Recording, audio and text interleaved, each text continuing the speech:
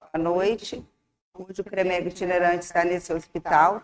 Tem a honra de estar aqui no hospital. A gente já vem fazendo esse trabalho em muitos lugares, em muitos hospitais, inclusive no interior. Hoje estamos aqui no Hospital da Criança. Eu sou Sheila, sou pediatra, sou a vice-presidente do Conselho Regional de Medicina. Faço parte do corpo clínico desse hospital há aproximadamente 30 anos. Aqui é o Dr. Valdemar Naves do Amaral, primeiro secretário do CREMEGO.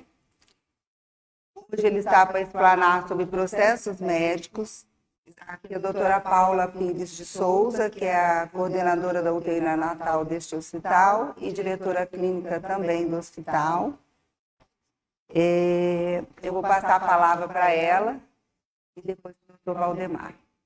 Obrigada, Sheila.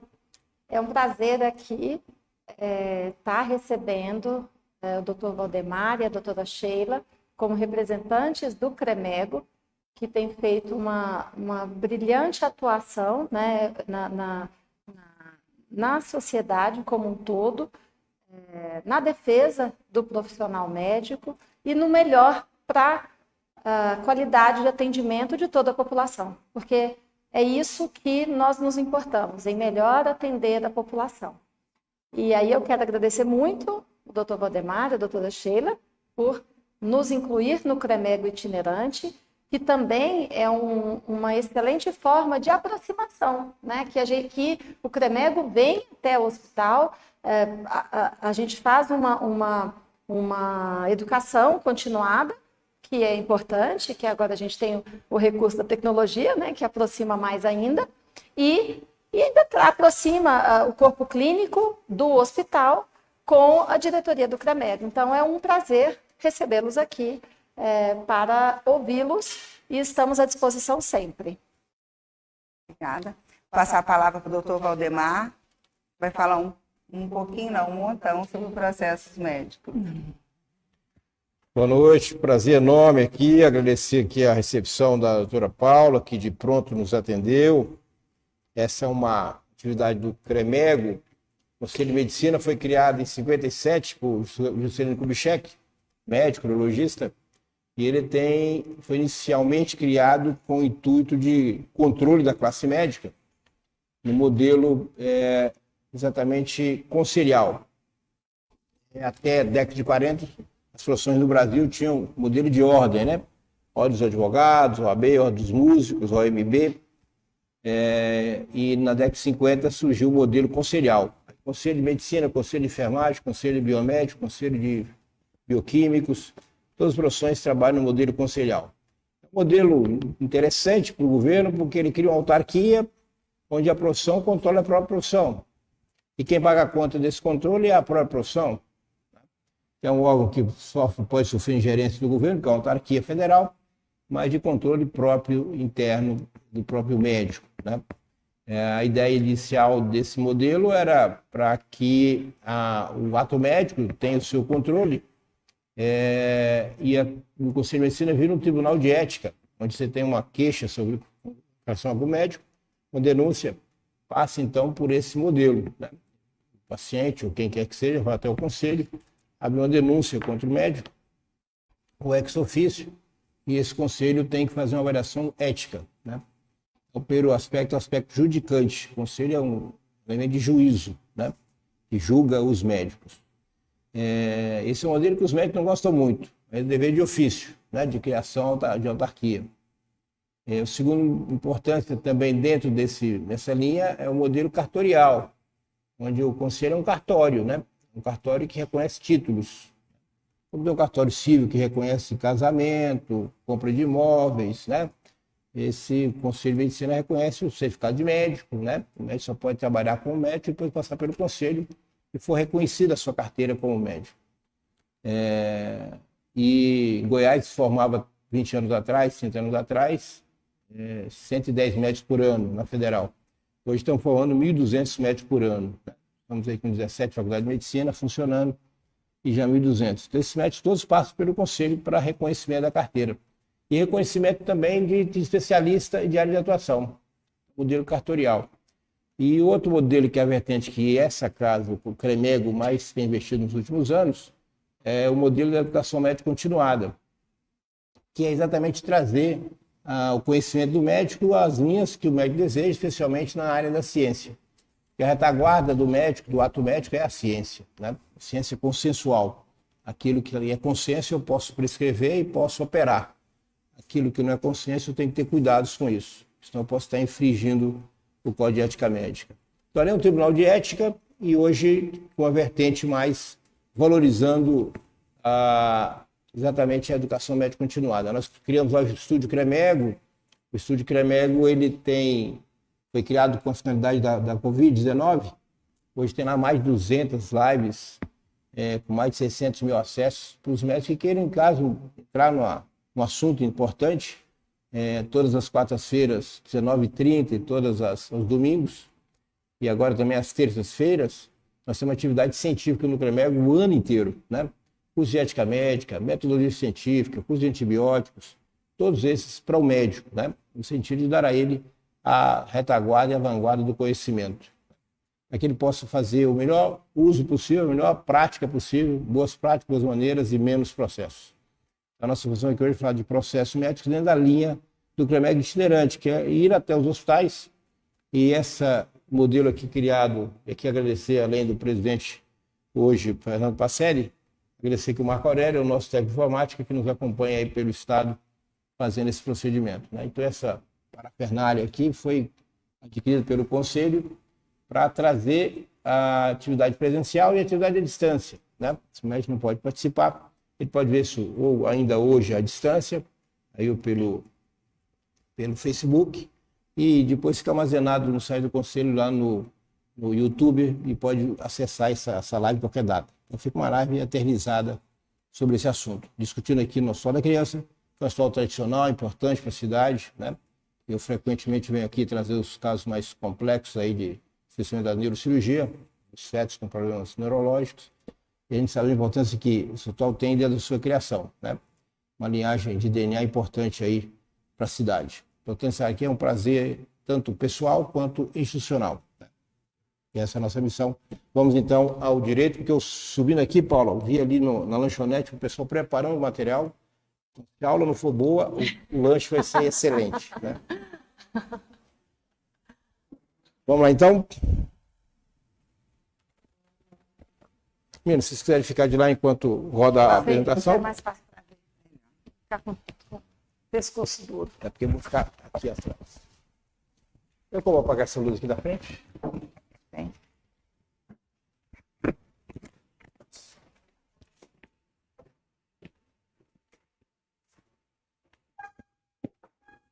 Então, processos médicos, ele trabalha, o seu conhecimento traz a conotação da prevenção, da venção, que é o ato do processo, e da pós-venção.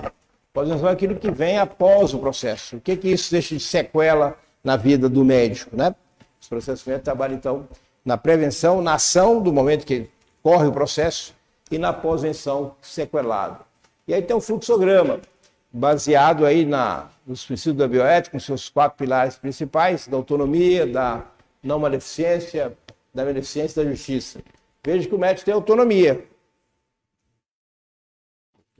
Veja que o médico tem autonomia, faz parte de um princípio hipocrático. Hipócrates dizia que o médico tinha que ter 2 vertentes, autonomia e sigilo. O ato médico tem que trabalhar baseado nisso 2.500 anos atrás, antes de Cristo, 500 anos antes de Cristo.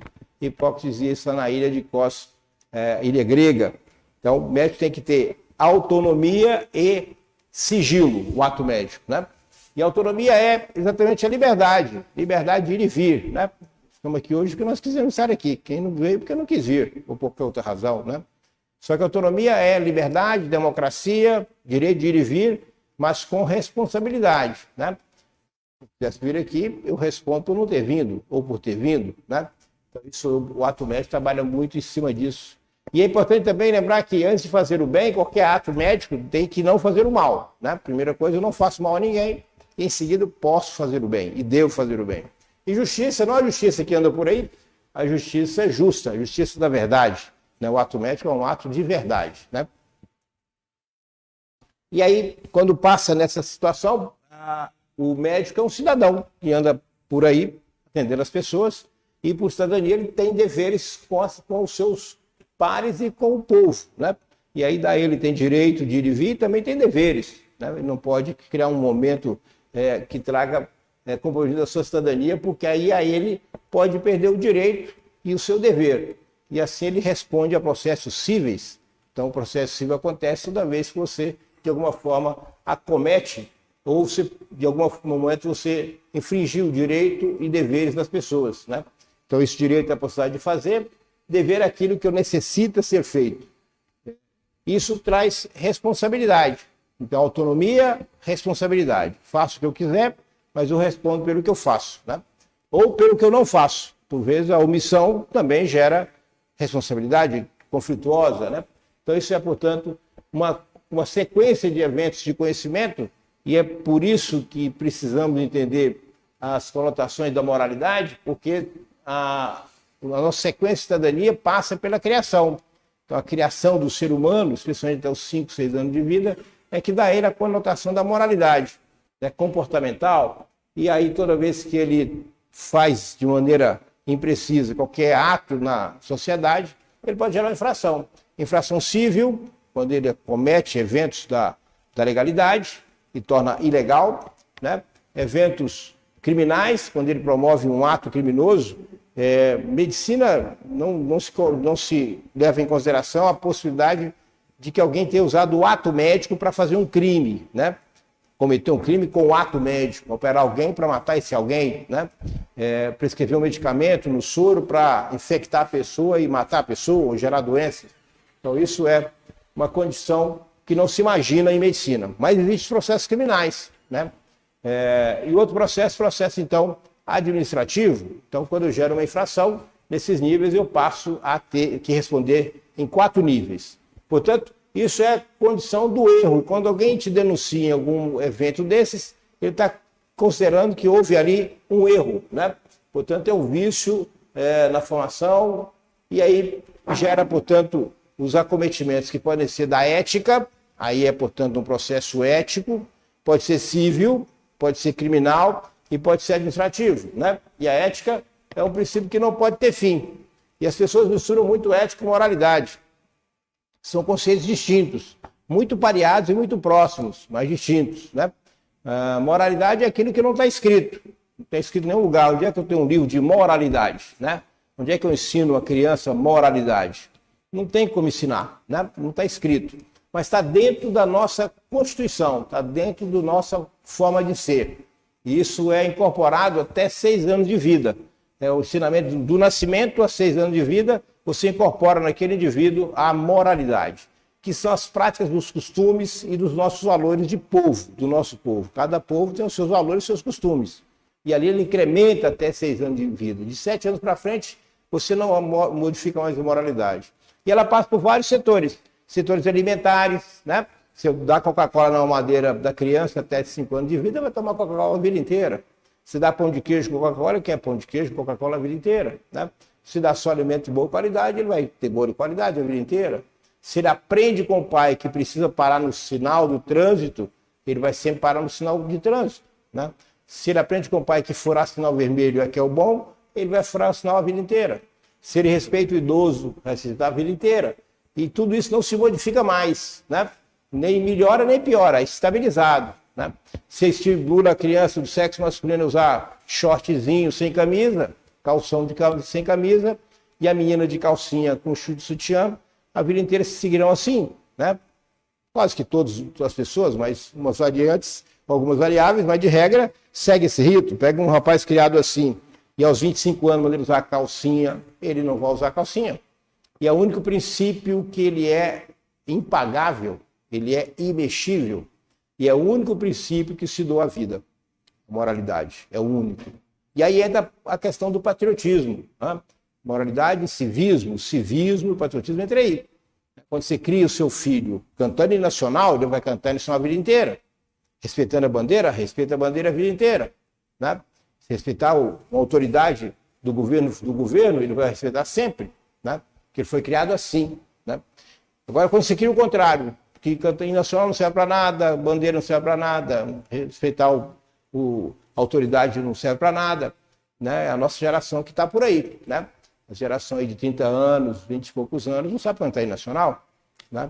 Mas você vai nos Estados Unidos, toda casa americana tem uma bandeira na porta, né? E tenta rasgar aquela bandeira ou botar fogo nela, né? Alguém te mata no ato, né? Então, é o princípio que você mata e morre, né? E ele é imexível e não está escrito, mas está dentro de nós. A ética é o princípio que está escrito. Esse está escrito. Então, ele estabelece regras para a convivência de um grupo e as relações desse grupo com outros grupos. Isso é ética. Então, a ética médica está escrito pelos médicos, né? O que você pode, o que você não pode. Posso ir nas resoluções do Conselho de Medicina acerca da mídia social. Posso lá fazer dancinha, depreciar a classe médica, depreciar o doente, mostrar bumbum de doente assim, assado. Não, não pode. Está escrito lá que não pode. Quem falou que não pode? Os médicos desse país que falaram que não pode, né? Mas eu quero fazer. Pois é, você está infringindo uma coisa que os médicos disseram que não pode fazer, né? Então, estabelece regra interna. Todo o Código de Ética Médica são regras escritas por médicos para médicos brasileiros, né? Estabelecidos lá. Então, ela é um pouco mutável, mas é muito lento. Agora, essa questão da mídia, que os mais jovens aí, com menos de 25 anos fazem um barulho na mídia danada e infringe o tempo inteiro o Código de Ética Médica, o Conselho de Medicina está cheio de processos sobre eles, e eles querem uma mídia mais aberta, né? Porque o bioquímico está aberto, o biomédico é aberto e o médico é fechado. Mas é o que está escrito, né? Então nós temos que mudar a escrita. Enquanto não muda a escrita, vale o que está escrito. Nós, no Código de Ética Médica de 15 anos atrás, não havia nenhum dispositivo acerca de reprodução para casais homoafetivos, homossexuais, né? Aí nós temos uma Câmara Técnica, o Conselho Federal, e criamos normativas que agora atualizam a reprodução assistida no Brasil e permite, portanto, a reprodução pós-mortem, a reprodução de homoafetivos, tudo passa então pela ética. E legalidade é o princípio da lei, regulamentado pela Assembleia, pelo Congresso Nacional, pelas câmaras municipais. É o princípio mais mutável, muda todo dia, né? E é o princípio menos validado, né? Mas sem ele não tem como viver. Para viver em comunidade tem que ter os 3 princípios, né? Não tem comunidade nenhuma do mundo que viva sem os 3 princípios. Pode até não saber que eles estão presentes, mas eles estão. Se não tiver regra, não tem como viver, né? A primeira, até na Bíblia, né? Na Moisés, quando estava andando pelos desertos, aqueles milhares de judeus, né? Começou a ter problemas. Tinha estupro, tinha assassinatos, né? Tinha um monte de confusão, alguém roubando o outro. Então ele subiu na montanha e desceu com os 10 mandamentos. O que são os 10 mandamentos? São as leis, né? Não pode furtar, não pode matar, não pode estuprar, não pode. Tudo não pode, né? Estabelecendo lei. E se alguém faz, aí você infringiu a moralidade, a legalidade daquela época. E quem é que vai condenar e vai apenar quem fez errado? O Criador. Por isso que ele disse, olha, quem está olhando para você é Deus. Você ficar com cuidado. O indivíduo fica com medo das 10 leis de Deus, né?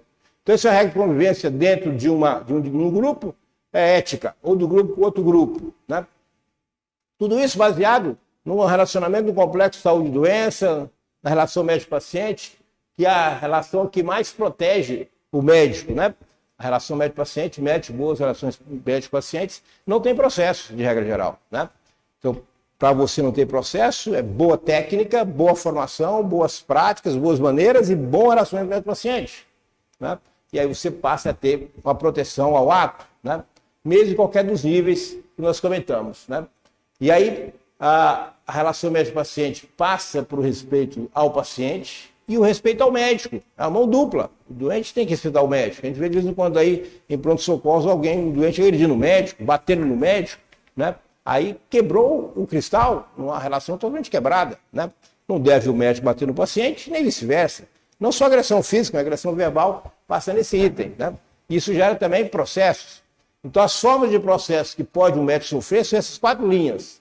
Administrativo, quanto dentro da sua instituição que está trabalhando. Dentro do Hospital da Criança, por exemplo, aqui tem regras, né? Aqui tem uma direção, aqui tem uma sequência onde é uma hierarquia, há que ter disciplina, né? Porque senão não funciona, né? E quando você infringe essa hierarquia ou disciplina, pode o hospital te chamar para uma resposta, né? Alguma coisa aconteceu, tanto do ponto de vista técnico quanto pessoal. E aí é um processo administrativo. Você responde à direção do hospital, né? em qualquer item que seja o assunto, processo administrativo. Serve para o hospital privado, para o hospital público, serve para a Universidade Federal de Goiás, né? Ela tem um monte de PADs, qualquer pessoa que denunciar vira um processo. Ele tem que ser avaliado. Né?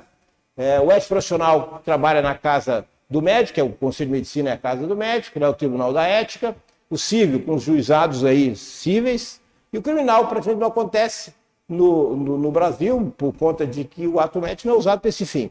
Não que o médico não pode ser um criminoso, o médico pode matar alguém passionalmente, né? Matar a mulher, por exemplo, aí um ato criminoso, mas ele não usou o ato médico para fazer o crime, ele foi um ato de ilegalidade como cidadão e não como médico naquele momento, né? Tanto que ele não é julgado no Conselho de Medicina, se ele faz um ato criminoso, ele é julgado na Justiça Civil, né? Ou Justiça Criminal. Mas nós acompanhamos aqui o único caso do Brasil que deu, por um ato médico, um promotor conseguiu levar um médico para júri popular, primeiro e único do Brasil. Aconteceu há uns 25 anos atrás, no interior de Goiás. Né? Um médico recém-formado, sem nenhuma residência ou preparo pós-graduação, e ele foi trabalhar em Porangatu. E por lá ele ficou, um belo dia no domingo, ele assumiu um plantão do Hospital Geral, às 7 da manhã. Né? E o hospital do interior, o pessoal no final de semana vai em torno das fazendas, os médicos da fazenda, enxuaçam a fazenda. Saíram todos os médicos da cidade, porque ele ficou sozinho na cidade, com o único médico, com o único hospital aberto, hospital regional. E ele assumiu às 7 da manhã e tinha uma grávida em trabalho de parto, internado na noite anterior. Trabalho de parto, segunda gravidez, cesárea prévia e o feto estava pélvico. Hoje é muito claro que feto pélvico é igual a cesariana, né? Há um consenso mundial quanto a isso, porque as complicações são frequentes e, quando presentes, são devastadoras, especialmente cabeça e derradeira, né? E aí ele seguiu, deixou esse trabalho de parto evoluir, e lá pelas 10 da manhã, 11 da manhã, o feto entra em trabalho em período expulsivo e faz cabeça e derradeira. Imagina, um clínico geral com a cabeça e derradeira, sozinho no plantão de domingo, né? Não tinha ninguém na cidade. O feto morreu e ele não conseguia tirar o feto, porque cabeça e derradeira, o feto desce de flexão, o diâmetro dele é maior do que a pelve. Então ele para, né? Sai até o tórax.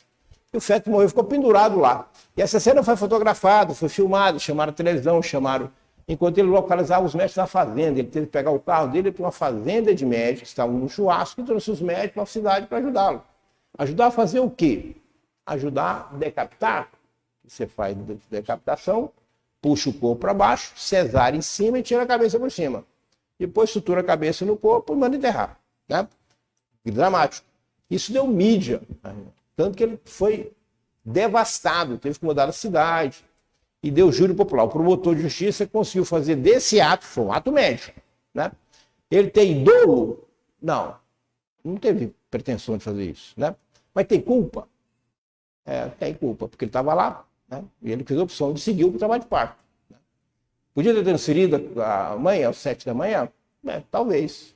Podia ter chamado obstetra, que estava pélvico? Quer dizer, podia muita coisa, mas ele entendeu o que seguia, né? Conclusão, isso dá um júri popular? Há um dolo aí? Não há dolo. Há um desconhecimento da causa? Não há. Bom, o promotor conseguiu. Né? E aí nós fomos daqui, eu na época era presidente da Associação Médica de Goiás, fomos para lá, para o Porangatu, e levamos toda a parte técnico-científica da obstetrícia para lá, para ajudar a defender o doutor, coitado. Né? 10 horas de julgamento, júri popular, no final ele ganhou de 4-3. Assim, jurado popular são pessoas da comunidade, em 7, que votam no final, né? Então ele quase saiu algemado, né? Então a vida dele foi embora. Foi o único que a gente ficou sabendo que era um processo do ato médico sendo usado como crime, né? O que a gente tem visto por aí, aparece no Conselho de Medicina, é essa história do estupro, tentativa de estupro em consultório, né? Que às vezes acontece. E aí tem vários relatórios sobre esse fim, que é um crime, né? O estupro é um crime da lei, né? Fora do Conselho de Medicina. E no Conselho de Medicina é também uma agressão, porque está usando o momento do ato médico, de uma consulta médica, para praticar essas afrontas aí à sexualidade, né? Isso também é uma coisa praticada assim. Então o processo médico passa por esses 4 itens, em qualquer dos itens, e às vezes acumula. Por exemplo, o indivíduo quer processar um médico civilmente, para ganhar dinheiro. O processo civil é uma condição pecuniária. Alguém processa você no juiz de primeira vara, para quê? para tomar dinheiro do médico. Só tem essa finalidade. Tanto que ao final da causa jurídica lá aparece o valor da causa, né? 700 mil, 400 mil, 200 mil, o valor da causa. Aqui em cima daquele valor que você vai negociar, né? Que você vai caminhar com a sua defesa. Então o civil é sempre pecuniário, né? O ético profissional é puramente ético, né? E o administrativo é uma condição muito mais da convivência de algum desacerto dentro da relação pareada com seus pares, médicos, ou com seus subordinados, né? Paramédicos, ou com o seu superior. Em algum momento ele infringiu as regras daquela instituição, né? Então aqui, e o que acontece com os advogados? Quando ele quer ganhar dinheiro do médico, ele acha que médico tem mais dinheiro que todo mundo, na verdade o médico ganha mais dinheiro que todo mundo, é verdade, né? Por que ganha mais dinheiro? Porque ele trabalha mais que todo mundo, né? É uma verdade também. O médico levanta cedo e deita tarde, né? O médico vem para cá numa terça-feira como essa, assistir uma aula como essa, né? Só médico que vem, advogado não vem, outro professor não vem, né? Mas médico vem. Então o que ele faz? Ele abre um processo civil contra o doutor e abre um processo do Conselho de Medicina. Sabe por quê? Porque se você perder com seus pares, o juiz não vai te dar causa nunca. Falou, ô, seu juiz, ele perdeu lá no Conselho de Medicina, né? Então ele tem culpa mesmo. Então, eles fazem casado, né? Abre um processo casado, né? Então, o que é a sequência do administrativo, que é um PAD, de regra geral, é ideal que faça primeiro essa sequência que é própria dos processos de julgamento, que é abrir uma sindicância. O que é uma sindicância? É porque é o começo do jogo. Alguém está denunciando você, né, um médico, então o primeiro ato é uma sindicância, para saber o que tem de real naquilo. Aí a sindicância deve convocar o doutor dizendo, olha, tem alguém denunciando isso sobre você. E aí o que a gente pede ao médico é, quem defende o médico? O médico. Tá? Não é advogado não, o advogado não defende médico. O advogado não sabe medicina. Tá? Então para defender de processos médicos, além das boas práticas, boas maneiras, boa formação técnica, boa médico-paciente, você precisa, diante de uma sindicância, de ter um bom prontuário. Aí é uma outra discussão importante. Porque você não lembra mais. Quando você vai ver 3 anos atrás, eu não lembro. Detalhe, 2 da manhã, não lembro. No plantão, não sei. Né? Você lembra da sua última parada na UTI? Não lembro. Né? A que você reanimou? Não lembro. Né? Ninguém lembra. Então, quem lembra é o documento que faz julgamento, é o seu prontuário. Portanto, faça um bom prontuário, legível. E quando chega uma sindicância de nível administrativo, ou civil, ou ético profissional, para a vida. Para lá, suspende o consultório, suspende cirurgia, senta, pega o prontuário, estão construindo algo contra a sua vida profissional. Você precisa desconstruir o construído. Aí é uma boa defesa. Ou de próprio punho, o digitado não interessa. Faça uma boa defesa. Para você tentar matar o assunto aqui, ó, na sindicância. Tornar a sindicância improcedente, né? E boa parte das vezes o médico tem uma chance de 90% de fazer isso bem. Só que alguns médicos acham que isso é bobagem. O Conselho de Medicina não tem o que fazer, fica mandando processo aqui para mim. Não, alguém que foi lá falar disso. Então você precisa se defender, né? O que faz o advogado então? Se você precisar de um advogado, na sindicância então precisa de advogado. Mas se precisar de um advogado, ele vai pegar o que você fez tecnicamente e colocar como peça jurídica, né? No desenho jurídico. Não de conteúdo, o conteúdo é seu, né? Desconstrua o construído. Caso lá na sindicância entender que procede a denúncia, né? Parece que houve um erro mesmo, aí vira um processo, no caso do administrativo, vira um processo administrativo, que chama PAD. Aí uma instituição, um diretor do hospital, uma equipe, uma comissão, vai julgar o que denunciou e vai julgar a sua defesa. Pode entender que você não tem culpa nenhuma, absolve daquele assunto, ou pode entender que houve um problema mesmo, você tem culpa. Então você fica condenado, né? Bom, toda vez que alguém te condena em algum item, você deveria ter uma segunda instância para você se defender, né? Não concordei, vou fazer um recurso a outra instância. O administrativo quase sempre não tem uma segunda instância, né? Mas o ideal é que tenha. Por isso que o diretor do hospital não deve nunca entrar no julgamento primeiro. Ele tem que ser ouvido do recurso. Faz uma equipe, faz uma comissão de 3, traz mastigadinho, e o doutor não concordou com a condenação, ele faz um recurso ao diretor. E o diretor, com a sua diretoria lá, técnico, geral, clínico, né, administrativo, você entra de novo, pega todas as peças e faz como segunda instância. Isso é um PAD. Mas é muito comum que tenha, a gente vê muito em Goiânia, só instância única. Julgou lá, está condenado, está condenado. Você não tem para quem recorrer. Para quem eu vou recorrer? Não tem mais provas. Onde eu coloco as provas? Não tem mais como colocar. Né? Mas o ideal é que tenha 2 itens. O ético profissional acontece lá no Conselho de Medicina, baseado no Código de Ética Médica. Quando vai julgar, o que foi que ele infringiu? Né? O código tem que dizer.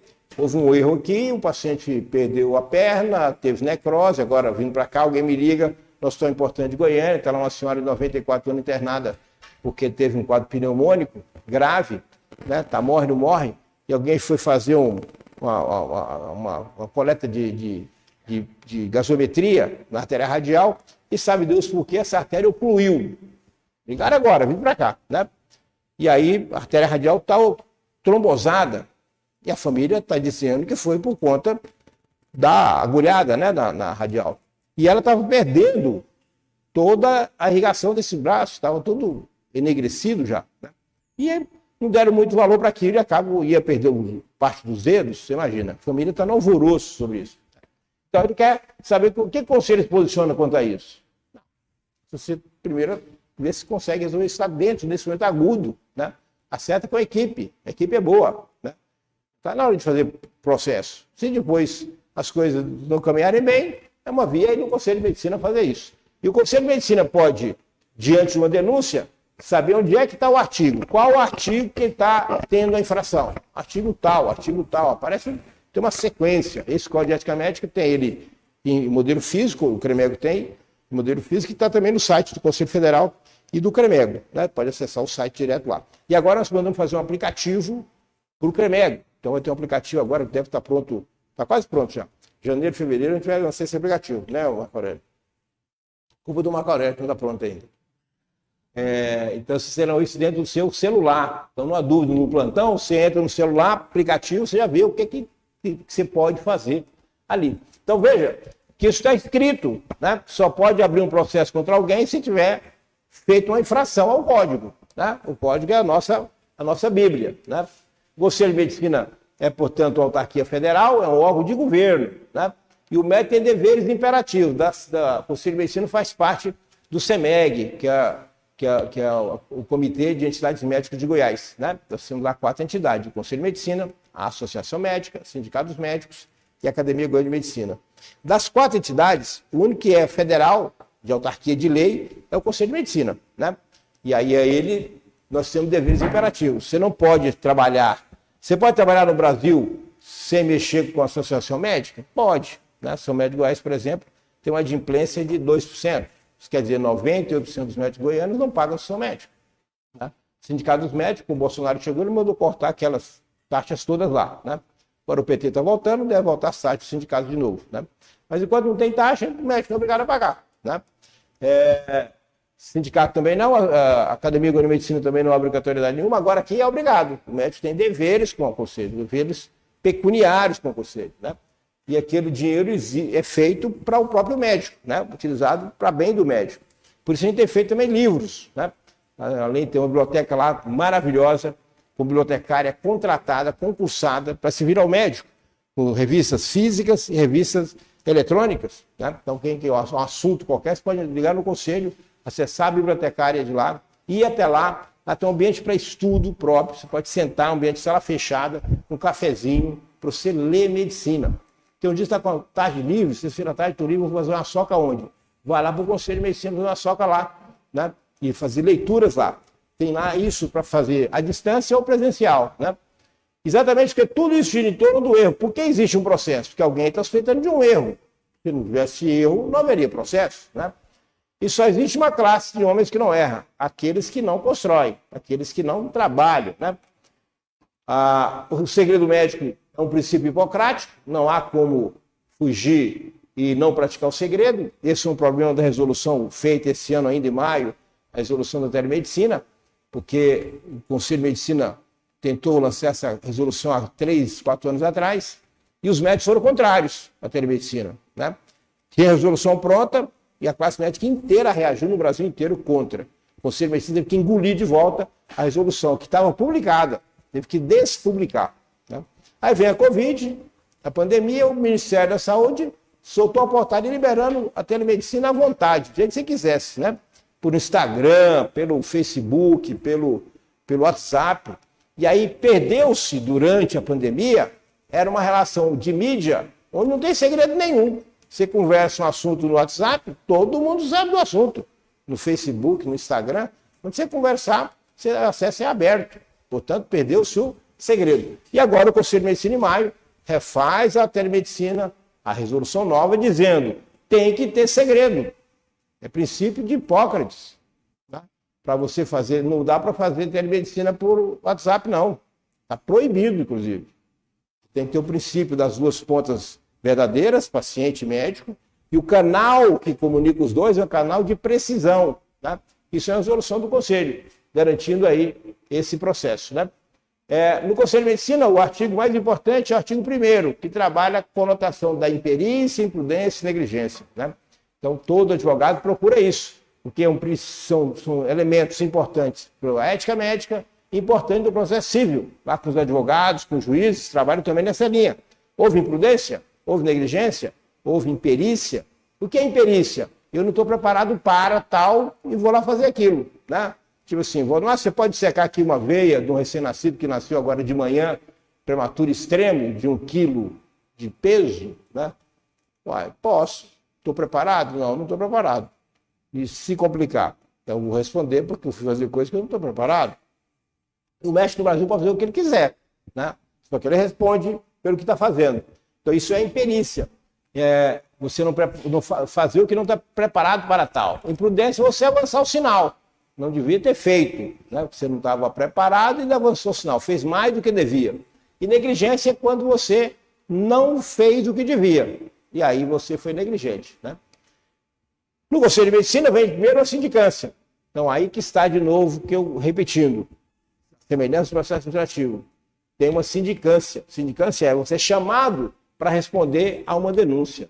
Responda corretamente. Tem data. Né? Você tem que seguir as datas. Não pode responder com data vencida, porque o Conselho vai entender que você não está valorizando a denúncia. E acaba que aquilo que era para resolver na sindicância vira um processo, que é o PEP, Processo Ético Profissional. Né? Então, se a sindicância você for absolvido, está liberado, foi improcedente a sindicância. Se existe alguma conotação onde parece que houve algum dano, então vira um processo. Né? Então a sindicância indica o processo ético profissional. E a primeira instância é lá feita pelos próprios conselheiros. Os conselheiros de medicina vão ouvir, tem uma sequência, né? Todo um protótipo de ouvir o paciente, ouvir o médico, ouvir o denunciante, ouvir testemunhas, né? Tem um conselheiro instrutor que instrui o processo. E ao final isso vai para julgamento de plenária, onde os conselheiros em plenária passam a ouvir o réu, que é o denunciado, que é o médico, e o denunciante, juntos, lá no tribunal, que lembra muito o Tribunal de Justiça. Né? E assim, ele é julgado lá. E ao final vai para a votação. Né? E ele pode ganhar por maioria ou pode perder. Se ele ganhar, ele será absolvido. Se ele perder, ele será condenado. Né? Então aí, ao ser condenado, ele pode recorrer para uma instância superior, que é o Conselho Federal. Né? Então ele condenou, vai ao Conselho Federal de Medicina. A gente fala sempre isso, faz questão de falar, porque o médico, quando é processado, tem alguma denúncia, ele acha que a casa caiu, né? Ele acha que perdeu tudo, que ele não vai ser mais médico, que vai perder tudo que tem, né? Ele já começa a negociar com o doente antes da hora para poder retirar o processo. O processo civil, lá com o juizado, se você negociar com o denunciante e acertar com ele os valores, aquilo, e ele vai lá e tira o processo, acaba o processo. Né? Se ele retirar, pede-se objeto. No Conselho de Medicina, não. Aberto o processo, se o paciente vai lá e desiste do polo ativo da denúncia, o Conselho assume o polo ativo. O processo continua. Né? Então não para. Por isso não adianta ficar negociando com o doente antes da hora, porque você vai continuar sendo, o processo vai seguir. Né? Então aí o recurso é o Conselho Federal. Se for condenado, vai ser apenado. Então a sequência é sindicância, processo, absolvição ou condenação. A maioria é absolvido, ou a maioria resolve lá na sindicância. Mais de 90%. Poucas vezes tem condenação, quando o médico faz corretamente, né? Corretamente. E aí, as penas são essas, né?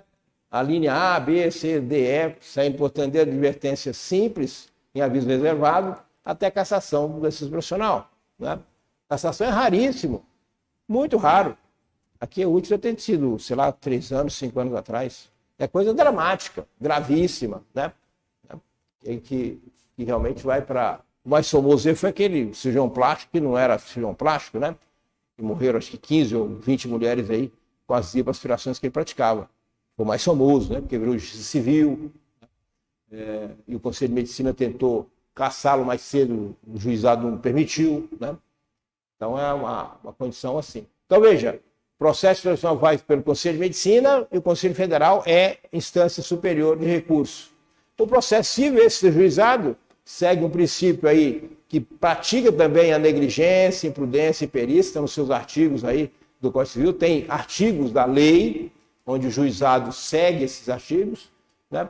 Verifica lá se houve culpa ou dolo. Culpa é você estava lá e aconteceu um evento, daí gerou doença e morte, né? Ou você teve o desejo de que aquilo acontecesse. Habitualmente não há dolo, porque o ato médico não tem dolo, né? Aí passa pela imprudência, pela imperícia, pela negligência. Esse é um processo civil. É na justiça comum, o juiz de primeira vara que faz o seu julgamento, né? Quando você não concordando com a condenação, pode recorrer ao Tribunal de Justiça, ao TJ do seu estado, TJ Goiás, e se não concordar, pode recorrer à terceira instância, que é o STJ em Brasília, né? E às vezes até no STF. Então o civil, ele é estadual, quando o evento é estadual. Quando passa por alguma entidade federal, tipo Universidade Federal de Goiás, vai para um outro modelo, que é o modelo federal, né? Tribunal Regional Federal, instância federal. Mas também chega no STJ e eventualmente no STF. Essa é a sequência. O processo criminal, a não ser essas conotações de consultas ligadas a assédio sexual, assédio moral, é que, fora isso, não se pratica, não se observa processo criminal. Mas segue também o mesmo rito. Processo criminal estadual, na Justiça Estadual, que vai ao Tribunal de Justiça, e também para no STJ, ou, quando ele é federal, instância federal, vai ao STJ. Eu lembrei aqui agora de uma paciente, uma grávida, já estava com 40 semanas e alguma coisa, 40 semanas e meia, e ela vai no ambulatório pré-natal do Hospital das Clínicas, e lá alguém entende que ela tem que tinha que interná-la, dá um bilhetinho dela subir e internar para o parto, internar para parto. Isso era uma sexta-feira, começo da tarde.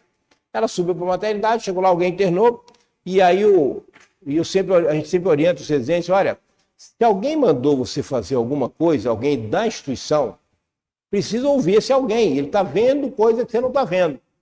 Mas o residente, como novato, ele entende o seguinte, reagir contra aquela indicação é o supra-sumo, né? Então mandou para o parto, o cara disse, não precisa de parto, está 40 semanas e meia, mas está tudo bem, vamos tentar para amanhã. Aí internou para deixar para amanhã. Se vai deixar para amanhã, por que internou hoje?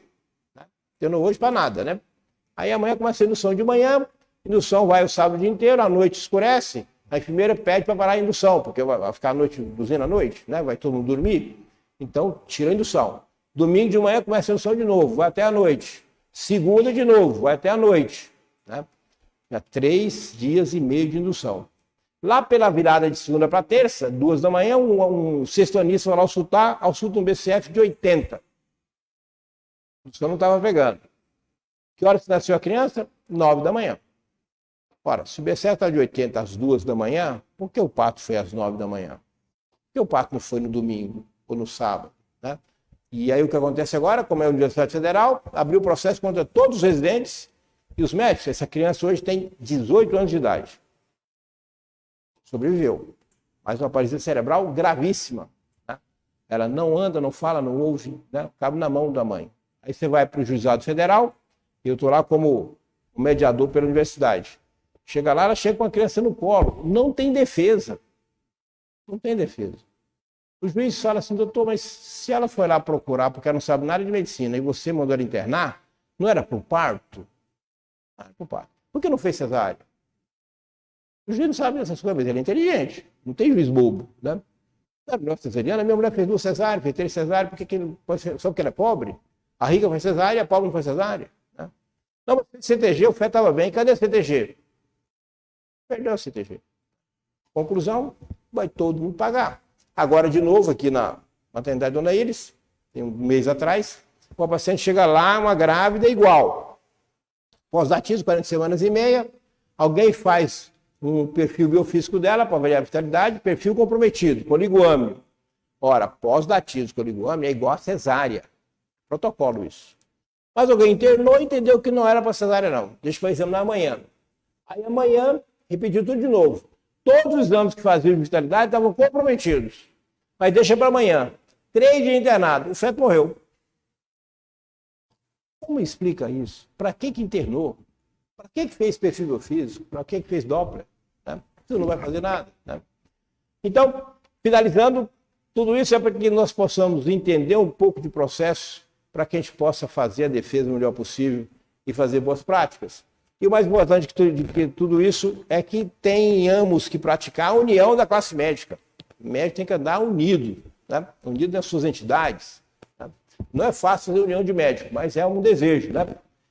E o padre Antônio Vieira, que era o nosso representante de Portugal, ele é do Brasil, colônia em Portugal, no século XVII, ele escreveu várias coisas, né?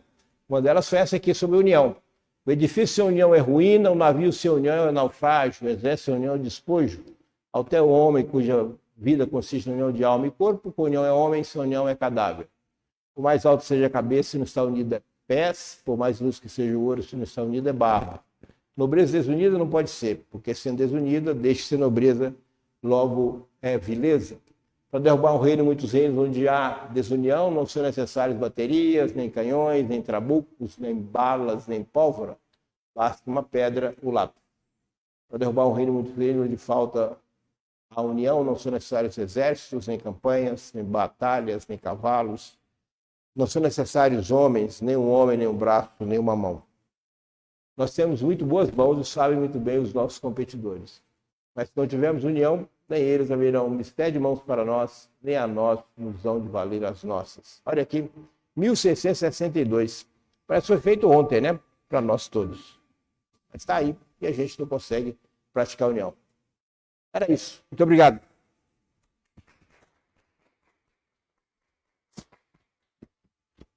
Doutora Sheila, adiante, doutora Paula. Vá, encerramento.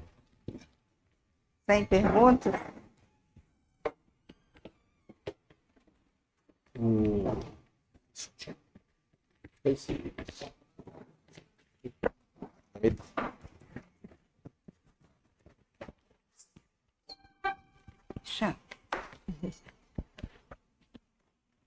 Obrigada, doutor Valdemar, pelos excelentes esclarecimentos.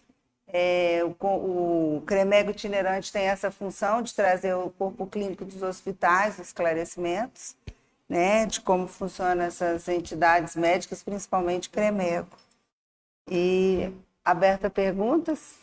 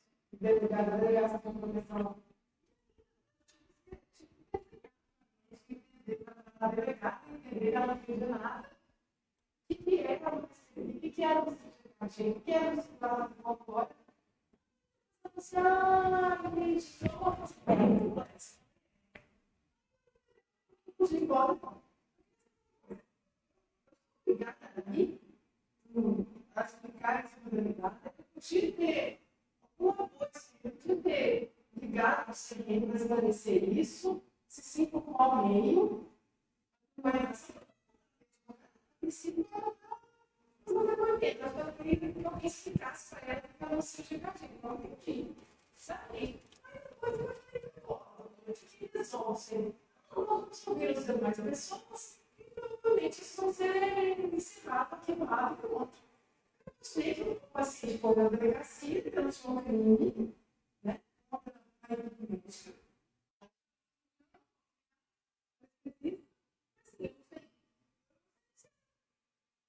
se tem uma legalidade, você pode ir na delegacia, com algumas pessoas, ele pulou, isso tem que ser levado em consideração. Me expor no lugar que eu não tinha sentido. Desculpa, conta memória.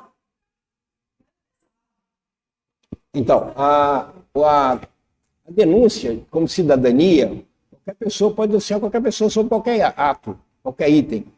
E ele pode escolher. Quando ele entende que ele entendeu que houve um crime, né, ele pode ir na delegacia, que é mais rápido. Né?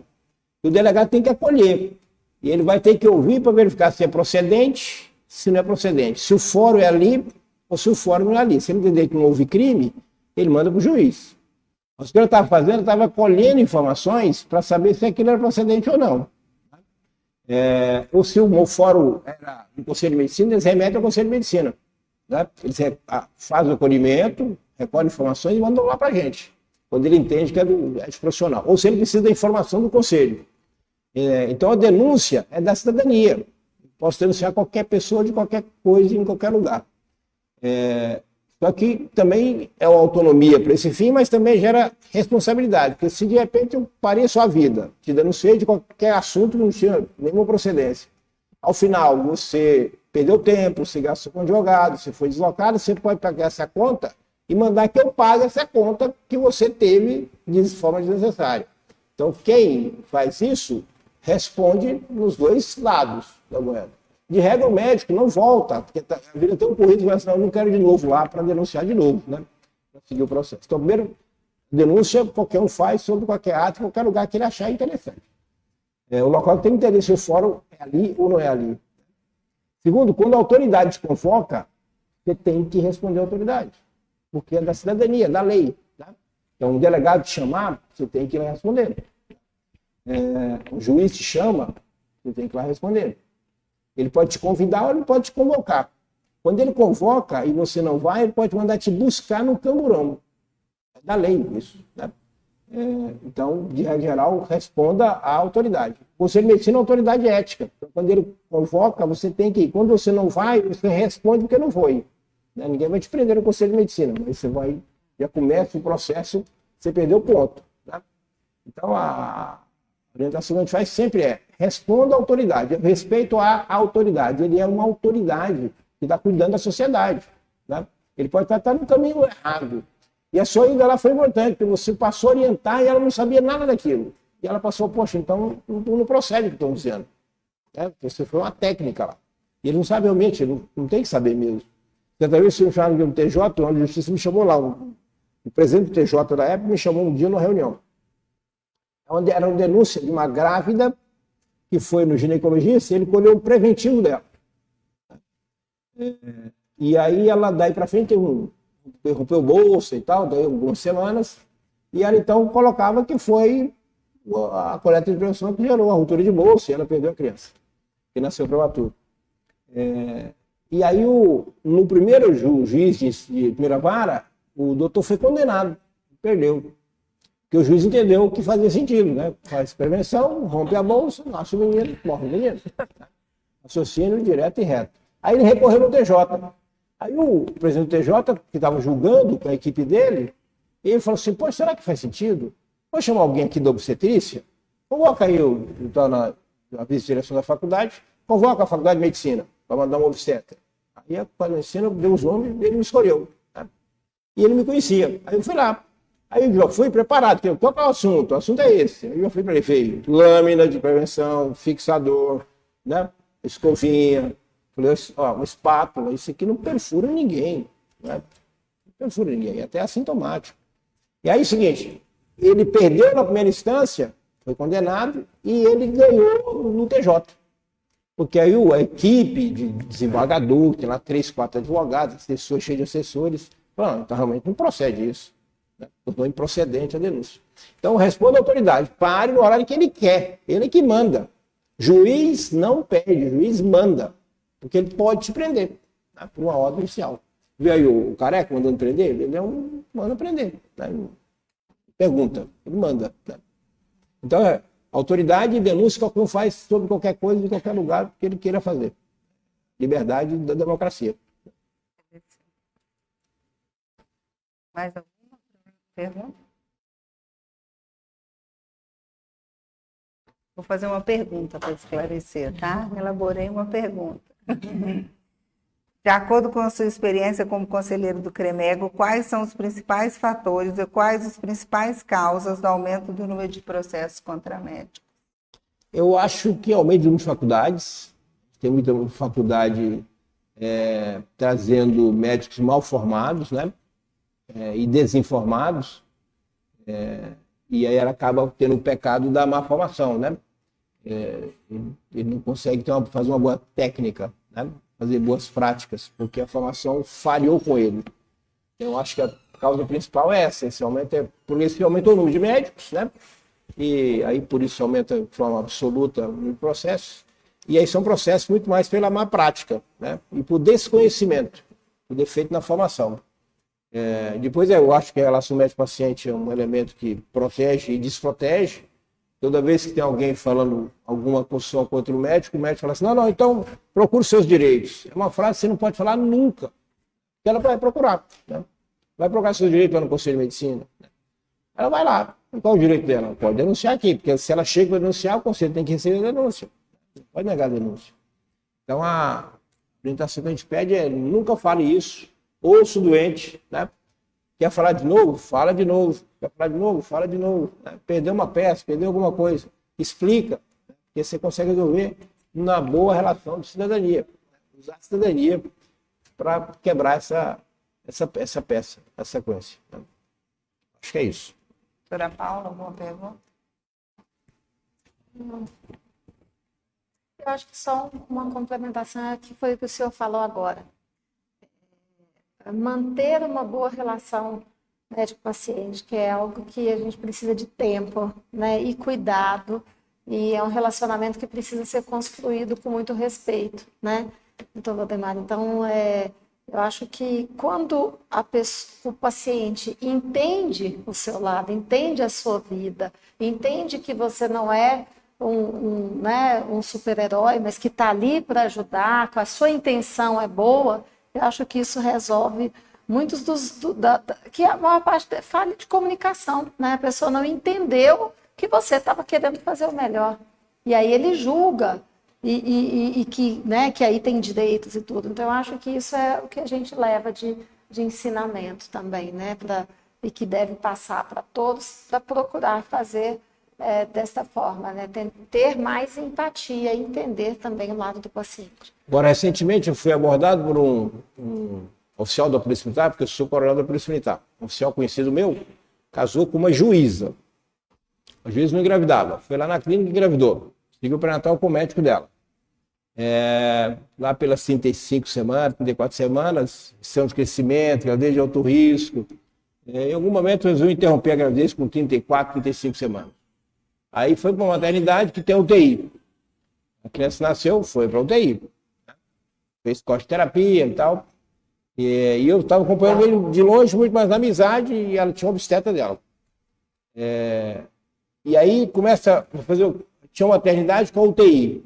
Tinha uma maternidade sem UTI. Aí a obstetra começa já o problema. Em vez de levar a mãe lá, como eu faço aqui, né? Quero operar alguém que tem um defeito da coluna, um meningocele. Eu posso operar lá na maternidade Amparo e mandar o menino para cá, né? Com aquela meningocele exposta. Ou posso trazer a mãe para cá e venho para cá, né? Faço aqui para a criança ser muito melhor. Aí o doutor fez a opção de fazer no outra maternidade e transferir a criança, né? Entubada, para outra maternidade, outra opção, para a UTI. Já começou por aí, mas seguiu. E lá, foram passando os dias, a mãe visita todo dia, o pai notando que estava melhor. Filmar o menino várias vezes, já tinha saído do tubo, já estava no oxigênio nasal, né? Já estava na campana, ele foi melhorando, daí a pouco ele estava respirando normal, já estava começando a mamar na mãe. E aí no dia a mãe estava mamando, de manhã ligaram lá, tudo bem, não, o bebê está bem e tal, programando alta da UTI. Aí eles chegam lá às 10 da manhã para ver a criança, o menino estava morto. Aí, então, agora você imagina, a mulher é juíza. Alguma coisa aconteceu de 7 da manhã para as 10 da manhã, ou não? Não é? Que a criança estava gravíssima, melhorou, né? 15 dias de UTI. Aí eles me ligaram chorando muito e tal. Aí queria entender essa história, e o juiz que abre processo, né? Falei, calma, não há processo não, vai lá na UTI, conversa com a moça da UTI do dia, né? Alguma coisa aconteceu. Se estava bem, e eles filmaram a criança, que agora com o celular, a criança estava lá no dia anterior chorando, rosadão, né? Chorando para alta mesmo, peso bom, já estava mamando na mãe. Conclusão, o casal foi lá, o cara é oficial da Polícia Militar, nível superior. A doutora é juíza, nível superior. Primeiro filho, né? Ela com 40 anos. Chega lá, a doutora ficou irritada com as perguntas. Claro que eles fazem 1000 perguntas, né? Doutora, como é que estava bem e morreu? Fazer perguntas que provocativas, deve ter feito, eu imagino.